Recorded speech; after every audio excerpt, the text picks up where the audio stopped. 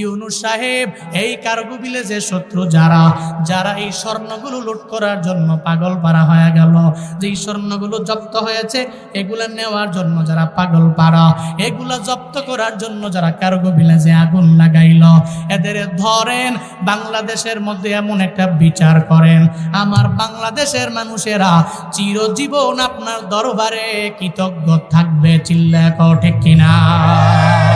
ও মিঠামইনের মুসলমানেরা, আমি জুনায়েদ আল হাবিব এই জন্য সব জায়গায় গেলে আমি বলার জন্য ট্রাই করি, ডক্টর ইউনুস সাহেব, আপনি ফ্যাসিস্ট সরকার না, হাজার হাজার ছাত্রদের রক্তের উপরে পাড়া দিয়ে আপনি ক্ষমতার মধ্যে বসলেন, এই পরিকল্পনা করে আর এই শত্রুতামি করে যারা এই কার্গো ভিলেজের মধ্যে আগুন লাগাইল, লক্ষ লক্ষ কোটি কোটি সম্পদ যারা আমার কার্গো ভিলেজে আগুন লাগায় ধ্বংস করলো, এদের ধরেন, এদেরকে ধইরা বাংলাদেশের বাইতুল মুকাররমে আনেন। আপনি চাইলে পারবেন, আপনি চাইলে পারবেন।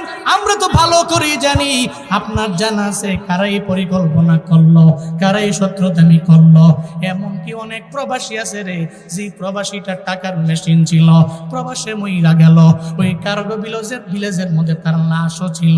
আমি আসার সময় দেখছি মোবাইলে, এই লাশগুলো পর্যন্ত পুরে পুরে সারকার হয়ে গেল, তারা বিন্দু মাত্র পরিমাণ মাটিও পায় নাই।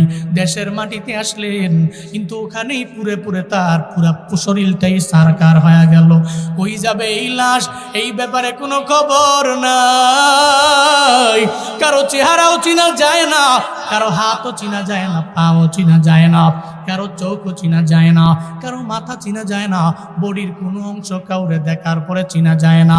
ইউনুস সাহেব, আপনি তো পারবেন। এই মানুষগুলোর শত্রু যারা, এই কার্গো ভিলেজের শত্রু যারা যারা এই স্বর্ণগুলো লুট করার জন্য পাগল পারা হয়ে গেল, যেই স্বর্ণগুলো জব্দ হয়েছে এগুলা নেওয়ার জন্য যারা পাগল পারা, এগুলা জব্দ করার জন্য যারা কার্গো ভিলেজে আগুন লাগাইল, এদের ধরেন, বাংলাদেশের মধ্যে এমন একটা বিচার করেন, আমার বাংলাদেশের মানুষেরা চিরজীবন আপনার দরবারে কৃতজ্ঞ থাকবে। চিল্লায় কও ঠিক কিনা?